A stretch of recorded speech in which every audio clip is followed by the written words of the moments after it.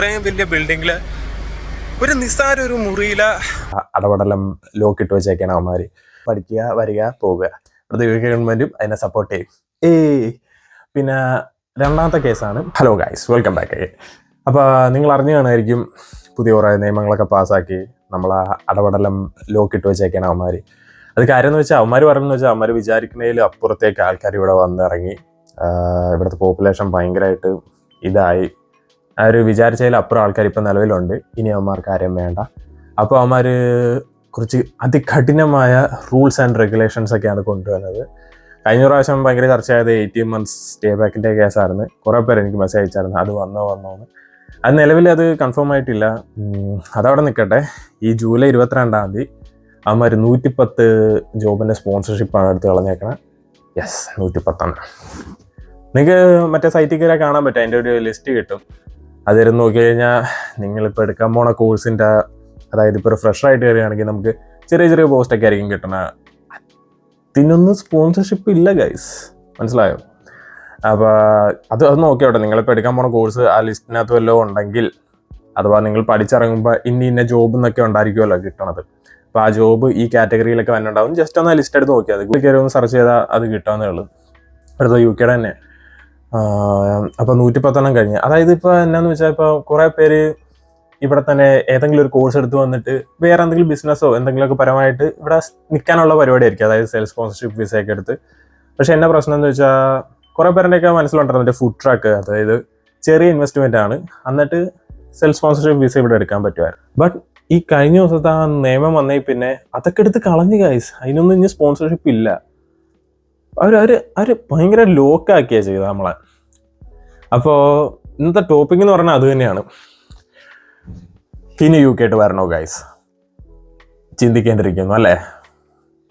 Okay, നമ്മുടെ കാര്യത്തിലായിട്ട് വരാം. ഇനിയിപ്പോൾ UK വരുമ്പോൾ ആർക്കൊക്കെ എങ്ങനെയൊക്കെ സേഫായിട്ട്, അതായത് വെൽ പ്ലാനോട് കൂടി എങ്ങനെയൊക്കെ പോകാമെന്നുള്ളൊരു ഞാൻ ചെറിയൊരു ഇത് തരാം. ഫസ്റ്റ് വൺ, സേഫായിട്ട് കളിക്കാൻ പറ്റുന്ന ആൾക്കാരെന്ന് വെച്ചാൽ, ലോണൊന്നും ഇല്ലാണ്ട് ചിലവർക്കുണ്ടാവുമല്ലോ, പുറത്ത് അബ്രോഡ് പോയിട്ട് നല്ലൊരു റാങ്ക്ഡ് യൂണിവേഴ്സിറ്റി ചെന്നിട്ട് ഒരു സർട്ടിഫിക്കറ്റ് കരസ്ഥമാക്കുക. അതായത് മാസ്റ്റേഴ്സ് ആണോ ഡിഗ്രി ആണോ എന്താണെന്ന് വെച്ചാൽ. എന്നിട്ട് അവരുടെ പ്ലാൻ എന്ന് പറഞ്ഞാൽ ചിലപ്പോൾ നാട്ടിൽ പോയിട്ട് വേറെ എന്തെങ്കിലും പരിപാടി ആയിരിക്കും. അല്ലെന്നുണ്ടെങ്കിൽ ഇവിടെ ഒരു സ്പോൺസർഷിപ്പ് കിട്ടുവാണെങ്കിൽ ഇവിടെ ഏതെങ്കിലും വർക്കിൽ കയറാനായിരിക്കും. അവരെന്താണേലും വരുമ്പോൾ അവരിപ്പോൾ ലോണില്ല, പ്രത്യേകിച്ച് വലിയ തലവേദനയില്ല, എന്താണെങ്കിലും ഇവിടെ 20 മണിക്കൂർ പാർട്ട് ടൈം ചെയ്യാം, അത്യാവശ്യം കുറച്ച് സേവിങ്സ് ഒക്കെ ഉണ്ടാക്കാം. നാട്ടിലെ കിട്ടുന്നേക്കാളും കൂടുതൽ സേവിങ്സ് ഇവിടെ ഉണ്ടാക്കാൻ പറ്റും. അത് കഴിഞ്ഞിട്ട് ഇപ്പോൾ സ്പോൺസർഷിപ്പ് കിട്ടിയില്ലെന്നുണ്ടെങ്കിൽ അവർക്ക് പേടിക്കാനില്ല, നേരെ നാട്ടിലോട്ട് പോകും. അത് ഫസ്റ്റ് ആണ്. അത് സേഫായിട്ട് നടക്കുന്ന കേസാണ്. UK ഗവൺമെൻറ്റിനും ഭയങ്കര ഇഷ്ടമുള്ള കാര്യമാണ്. അതായത് പഠിക്കുക, വരിക, പോവുക. അത് UK ഗവൺമെൻറ്റും അതിനെ സപ്പോർട്ട് ചെയ്യും. പിന്നെ രണ്ടാമത്തെ കേസാണ് ലോൺ എടുത്തിട്ട് വരുന്നത് ആൾക്കാർ. ഈ ലോൺ എടുത്തിട്ട് വരുന്ന ആൾക്കാർ, ഞാൻ പറയുകയാണെങ്കിൽ, നിങ്ങൾ ഇന്ന കാര്യങ്ങൾ നിങ്ങൾ മനസ്സിൽ വെക്കുക. അതായത് നിങ്ങൾ മാക്സിമം ലോണിലായിട്ട് ആ എമൗണ്ട് ക്ലിയർ ചെയ്യാൻ നോക്കുക. അതായത് നിങ്ങൾക്ക് എന്താണേലും ഇപ്പോൾ നിലവിലെ സിറ്റുവേഷനിൽ 2 year ആണ് സ്റ്റേ ബാക്ക് വരുന്നത്. അപ്പോൾ ഈ സ്റ്റേ ബാക്കിനുള്ളിൽ തന്നെ നിങ്ങളുടെ കോഴ്സ് കഴിഞ്ഞ് ഈ സ്റ്റേ ബാക്കിനുള്ളിൽ തന്നെ നിങ്ങളുടെ ഇൻട്രസ്റ്റും മുതലും പലിശ എല്ലാം മാക്സിമം കവർ ചെയ്ത് അങ്ങ് തീർക്കാൻ നോക്കുക. അത്യാവശ്യം പറ്റുന്ന രീതിക്ക് നല്ല ഫുൾ ടൈം നല്ല അവറൊക്കെ എടുത്ത് വർക്ക് ചെയ്യാൻ നോക്കുക. ഇനി അഥവാ അവർ കിട്ടുന്നില്ലെങ്കിൽ ഈ ഫുൾ ടൈം ആയി കഴിഞ്ഞാലുള്ള ഗുണം എന്ന് പറഞ്ഞാൽ മറ്റേ പാർട്ട് ടൈമിനേക്കാളും ഈസിയാണ് ജോബ് കണ്ടെത്താൻ. നല്ലൊരു അവറൊക്കെ കിട്ടണം, എവിടെയെങ്കിലൊക്കെ പെടച്ച് കയറി അങ്ങ് ലോൺ ക്ലിയർ ആക്കുക. അതിൻ്റെ കൂടെ തന്നെ മാക്സിമം അപ്ലൈ ചെയ്തോണം. അതായത് നിങ്ങളിപ്പോൾ പഠിച്ച ഫീൽഡിലെ സ്പോൺസർഷിപ്പിനൊക്കെ വേണ്ടിയുള്ള എല്ലാ കമ്പനിയിലും അപ്ലൈ ചെയ്തോണം. അങ്ങനെ എന്നിട്ട് അഥവാ നിങ്ങൾക്ക് കിട്ടുവാണെങ്കിൽ നിങ്ങളുടെ ലോൺ പകുതിയോളം ക്ലിയർ ആയി, ഏത് നല്ലൊരു ജോബും കരസ്ഥമാക്കി സെറ്റ്. അഥവാ ഇനി സ്പോൺസർഷിപ്പ് കിട്ടിയില്ല, നിങ്ങളുടെ പകുതി മുക്ക പോട്ടെ, ലോൺ അടച്ച് തീർത്തെന്ന് വെച്ചോ, തലവേദനയില്ല. അതാണ് മെയിൻ കേസ്.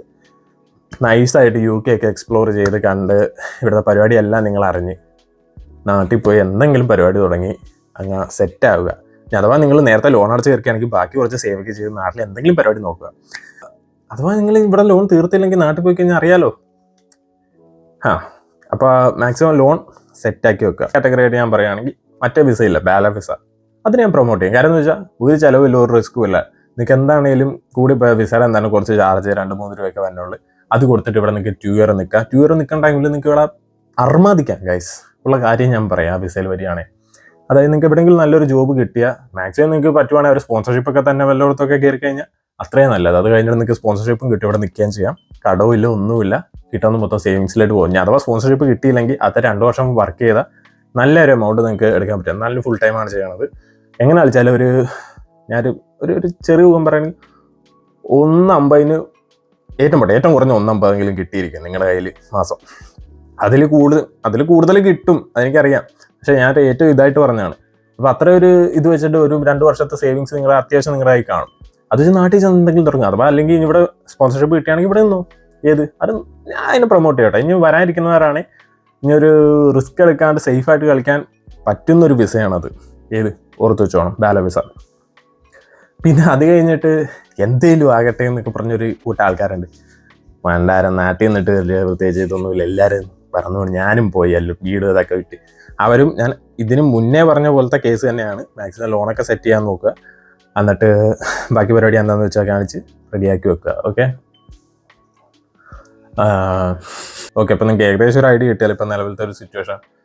അപ്പോൾ എനിക്ക് നിങ്ങളെ മാക്സിമം നെഗറ്റീവ് പറഞ്ഞ് ഇല്ലാണ്ടാക്കാം, മനസ്സിലായോ?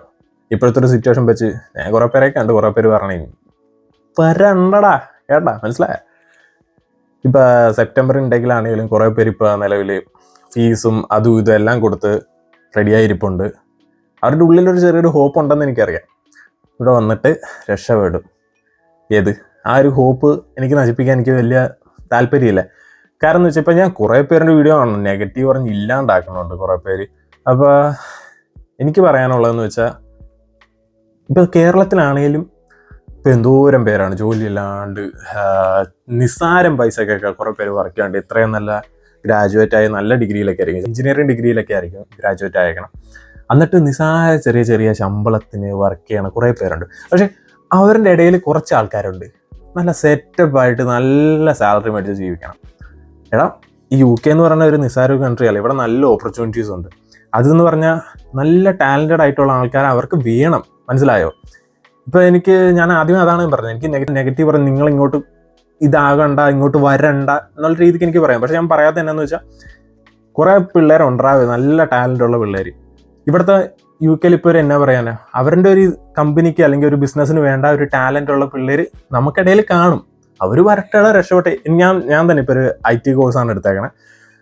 അപ്പോൾ എൻ്റെ റിലേറ്റഡ് ആയിട്ടുള്ള കോഴ്സിൽ ഞാൻ കുറേ അന്വേഷിച്ചൊക്കെ കുറേ ആൾക്കാരുടെയൊക്കെ കുറേ ഇതൊക്കെ കേട്ടത്. അപ്പോൾ അതിനകത്ത് തന്നെ സൈബർ സെക്യൂരിറ്റീൻ്റെ ഒരു പുള്ളി എന്തോ ടീം ഹെഡ് എന്തോ ആണ്. പുള്ളിൻ്റെ ആനുവൽ സാലറി എന്ന് പറഞ്ഞാൽ 120K ആണ്. ഞാൻ ഇപ്പോഴത്തെ പുതിയ ത്രഷോൾഡ് അവർ പറയുന്നത് 41,700 വെറും 41,000 അപ്പോൾ ഞാൻ പറയുന്നത് വെച്ചാൽ അവർ വെറും 41 ലക്ഷമാണ്. അപ്പോൾ 41 ലക്ഷം ഞാനിപ്പോൾ പറഞ്ഞ പുള്ളിൻ്റെ 120 120K. 120Kൻ്റെ പകുതി എന്ന് വെച്ചാൽ 60. 60-നും താഴെയാണ് 41. അത് പറയാം, നിങ്ങൾക്കൊരു ടാലൻറ്റോ സ്കില്ലോ എന്തെങ്കിലും ഉണ്ടെങ്കിൽ അത് ഇവിടുത്തെ ആൾക്കാർക്ക് വേണം. ഇത് ഇവിടുത്തെ ഒരു നിങ്ങൾ ആ ഒരു ഇപ്പം നിങ്ങളൊരു കമ്പനി കയറുന്നത് അത് അവർക്കൊരു അസറ്റാണ്. നിങ്ങൾ മനസ്സിലായോ? അവർക്ക് വേണം, അവർക്ക് ഇങ്ങനത്തെ ടാലൻ്റ് ആയിട്ടുള്ള സ്കിൽഫുൾ ആയിട്ടുള്ള ആൾക്കാരെയാണ് വേണ്ടത്. അവർ അങ്ങനെയാണ് എയിം ചെയ്യണം. ഇപ്പോൾ വെറുതെ ഇവിടെ വന്നൊരു കോഴ്സ് എടുത്ത് പാസ്സായി, നമ്മുടെ നാട്ടിലും ആ സീനാണ്. എന്തെങ്കിലും ആവട്ടെ, എവിടെയെങ്കിലും കോപ്പി അടിച്ച് പാസ്സായി, സർട്ടിഫിക്കറ്റ് കിട്ടി, ഞാൻ സെറ്റ്, നടക്കുകയല്ല. ഇപ്പോൾ നാട്ടിലേക്കാളും കഷ്ടമാണ് ഇവിടെ. അത് കാരണം പഠിക്കണം ഫീൽഡിൽ എങ്ങനെയെങ്കിലും സ്കിൽസ് ടാലൻ്റ് എല്ലാം ഡെവലപ്പ് ചെയ്ത് വെക്കുക. എങ്ങനെയാണേലും ഇപ്പോൾ നാട്ടിലാണെങ്കിലും ഞാൻ പറഞ്ഞ പോലെ ആ കാറ്റഗറി ആൾക്കാർ ഈ ആരെ കൊന്നാലും അമ്മമാർ കയറിപ്പോകും. അങ്ങനത്തെ ആൾക്കാർക്ക് ഇവിടെ വന്നാൽ അമ്മമാർ നാട്ടിൽ എങ്ങനെയായിരുന്നു അമ്മമാർ കയറിപ്പോൾ അതിനേൽ സെറ്റായിട്ടോട് ജീവിക്കാൻ പറ്റും.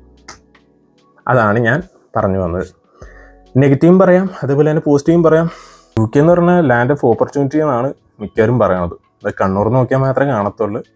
അതനുസരിച്ചുള്ള കാര്യങ്ങൾ അതുപോലെ തന്നെ നിങ്ങൾ മുൻപോട്ട് കാണുക. നിങ്ങളിപ്പോൾ പഠിക്കുന്ന കോഴ്സിൽ മാക്സിമം റിസർച്ചൊക്കെ ചെയ്ത് എങ്ങനെയൊക്കെ ജോബ് കരസ്ഥമാക്കാം, ഏതൊക്കെ ജോബ് സ്പോൺസർഷിപ്പ് ചെയ്യുന്നുണ്ട്, ആ കമ്പനി ബേസ് ചെയ്ത് ഒറ്റയും ബേസ് ചെയ്ത് അങ്ങ് ഇറങ്ങിക്കഴിഞ്ഞാൽ കിട്ടാണ്ടൊന്നും ഇരിക്കത്തൊന്നുമില്ല.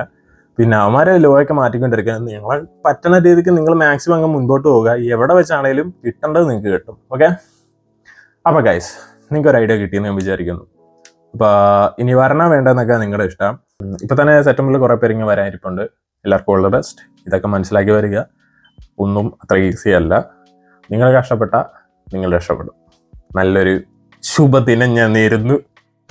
പോലെ ഗൈസ് വേറൊരു കാര്യം കൂടി നിങ്ങളെ കാണിക്കണമെന്ന് എനിക്ക് തോന്നി. അതായത് ഞാൻ വർക്ക് ചെയ്യണമെന്ന് പറഞ്ഞാൽ സെൻട്രൽ ലണ്ടനിലാണ്. അപ്പോൾ സെൻട്രൽ ലണ്ടനിൽ കൂടി നടന്നു പോകുമ്പോൾ കുറേ നമ്മളെ മോട്ടിവേറ്റ് ചെയ്യണ കുറേ കാര്യങ്ങളുണ്ട്. അത് ഡെയിലി ഇനി ഞാൻ ചിന്തിക്കുന്ന രീതി അങ്ങനെ ആയതുകൊണ്ടാണോ എനിക്ക് അങ്ങനെ തോന്നണമെന്ന് അറിയത്തില്ല.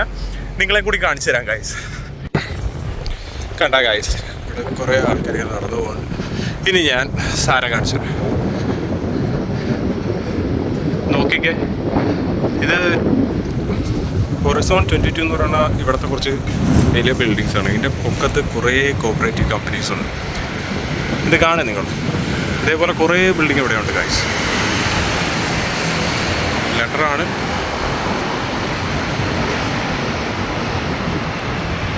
കണ്ടല്ലോ, ഒന്നുകൂടി കണ്ടോ. ഇനി എനിക്ക് നിങ്ങളോട് കുറച്ച് കാര്യം പറയാനുണ്ട് ഗൈസ്. അപ്പോൾ ഞാൻ പറഞ്ഞു വരുന്നത് എന്നാന്ന് വെച്ചാലേ, അത്രയും വലിയ ബിൽഡിങ്ങിൽ ഒരു നിസ്സാര ഒരു മുറിയിലെ കുറേ കസേരകളാണ്. അതിൽ ഒരു കസേര മതി, മനസ്സിലായ ജീവിതം മാറി മറിയും ഗൈസ്. അപ്പോൾ എനിക്കിനി പറയാനുള്ളതെന്ന് വെച്ചാൽ, എന്താണേലും എല്ലാ പരിപാടിയും കഴിഞ്ഞ് ഇനിയിപ്പോൾ പുതിയ ഇൻടേക്കിലായിട്ട് വരാതിരിക്കുന്ന കുറേ പേരുണ്ട്. ഇനിയൊരു തിരിച്ചുപോക്കില്ലെന്ന് പറഞ്ഞു. അപ്പോൾ അവരോടാണ് എനിക്ക് പറയാനുള്ളത്, നിങ്ങളെ കൊണ്ട് പറ്റുവാണേ ഒന്ന് ട്രൈ ചെയ്ത് നോക്കുക. ശരി എന്നാൽ.